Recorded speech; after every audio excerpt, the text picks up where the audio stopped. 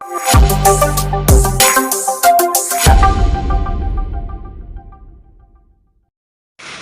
Mass മോട്ടോഴ്സിൽ നിന്നാണ് Honda Activa വണ്ടി വർക്കിന് കയറ്റിയിട്ടുണ്ട് നമ്മൾ.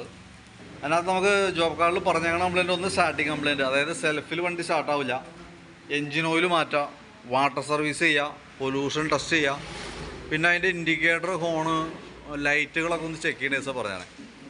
അപ്പോൾ നമ്മൾ എൻജിൻ ഓയിലൊക്കെ മാറ്റാൻ വേണ്ടി കയറ്റിയിട്ടുണ്ട്, ഓയിൽ നമ്മൾ മാറ്റുന്നുണ്ട്. അതേപോലെ തന്നെ പൊല്യൂഷൻ്റെ വർക്കുമായി ബന്ധപ്പെട്ട് വരുമ്പോൾ നമുക്ക് അതിൻ്റെ എയർ ഫിൽറ്ററൊക്കെ ഒന്ന് അയച്ച് ക്ലീൻ ചെയ്തിടുന്നുണ്ട്. കമ്പനി ഫിൽറ്ററൊന്നുമല്ല, ഡ്യൂപ്ലിക്കേറ്റാണ് കിടക്കണേ. പക്ഷേ എന്നാൽ പോലും നമുക്ക് എയർ അടിച്ച് ക്ലീൻ ചെയ്തിട്ട് ഇത് തന്നെയാണ് നമ്മൾ സെറ്റ് ചെയ്യുന്നത് കേട്ടോ. പിന്നെ നിലവിൽ അതുമായി ബന്ധപ്പെട്ട് അത്രയും വർക്കാണ് നിൽക്കണേ. പിന്നെ നമുക്ക് പൊല്യൂഷൻ്റെ ഭാഗം എടുക്കേണ്ടതായിട്ടുണ്ട്. സെൽഫിൻ്റെ കംപ്ലയിൻറ്റ് ബാറ്ററിയുടെയാണ് പ്രശ്നം കാണിക്കുക. നമുക്കിത് ഇരിക്കുന്ന ബാറ്ററി മിൻറ്റയുടെ ബാറ്ററിയാണ്. എനിക്ക് തോന്നുന്നത് അതുമ്പോൾ ഇയർ കിടക്കുന്നത് 2014 മോഡലെങ്ങാണ്ടാണ് നമുക്ക് കാണുന്നത്.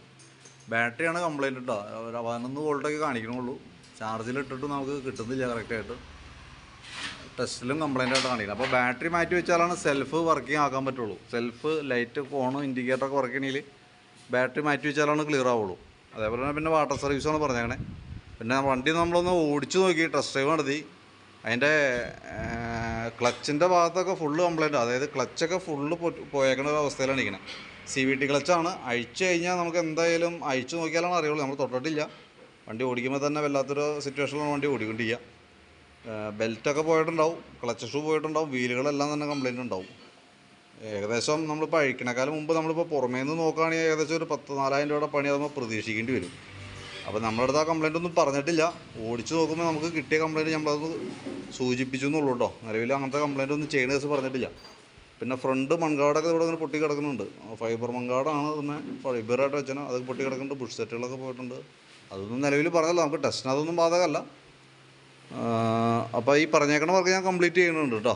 അപ്പോൾ നിലവിൽ നമുക്ക് അതിൻ്റെ പൊല്യൂഷൻ ടെസ്റ്റ് നടത്തുന്നുണ്ട്. ബാറ്ററിയുടെ കേസ് പറയുന്നുണ്ട്, ബാറ്ററി നമ്മൾ മാറ്റി വയ്ക്കുന്നുണ്ട്. അതേപോലെ തന്നെ എൻജിൻ ഓയിൽ, പിന്നെ ലൈറ്റ് കാര്യങ്ങളൊക്കെ ഒന്ന് ചെക്ക് ചെയ്തുകൊണ്ട്. അപ്പോൾ ഞാൻ അതിൻ്റെ ഏകദേശം ബാറ്ററി അടക്കം വരുമ്പോൾ നമുക്ക് ഏകദേശം എത്ര വരുമെന്നൊരു എസ്റ്റിമേറ്റ് ആക്കാം. Battery, engine oil, oil bolt wash O-ring, അതിനോടനുബന്ധിച്ച് പൊല്യൂഷൻ ടെസ്റ്റ്, വാട്ടർ സർവീസ് എല്ലാം കൂടി വരുമ്പോൾ എത്ര വരും നോക്കിയിട്ട് അതിൻ്റെ ഒരു ഏകദേശം ഒരു എസ്റ്റിമേറ്റ് ഞാൻ വാട്സാപ്പിലേക്ക് ഇട്ടാം കേട്ടോ. നോക്കിയിട്ടൊന്ന് റിപ്ലൈ ഇട്ടാൽ മതി. വർക്ക് കംപ്ലീറ്റ് ആകുമ്പോൾ വിളിക്കാം. അതേപോലെ തന്നെ ക്ലച്ചിൻ്റെ കേസ് ഇടയ്ക്ക് എപ്പോഴേലും ഒന്ന് കയറ്റിയിട്ട് ചെയ്യുക. ജനറലായിട്ടുള്ളൊരു സർവീസ് ചെയ്യുക. എന്തായാലും അത്യാവശ്യം നല്ല രീതിയിൽ എമൗണ്ട് വരാവുന്നൊരു പണി വണ്ടിയുമേ ഉണ്ട്. അപ്പോൾ അതൊന്നും ചെയ്യാൻ മറക്കരുത് കേട്ടോ. എപ്പോഴെങ്കിലും സമയം കിട്ടുന്ന സമയത്ത് കയറ്റിയിട്ട് അത് ചെയ്തില്ല എന്നുണ്ടെങ്കിൽ ഇടയ്ക്ക് ബെൽറ്റ് ക്ലച്ചൊക്കെ പോയി വണ്ടി വഴി കിടക്കുന്ന ഒരു സിറ്റുവേഷൻ വരും. ഓക്കെ, അത് ഒരുപാട് താമസം ഉണ്ടാവുമെന്ന് തോന്നണില്ല. ഓക്കെ.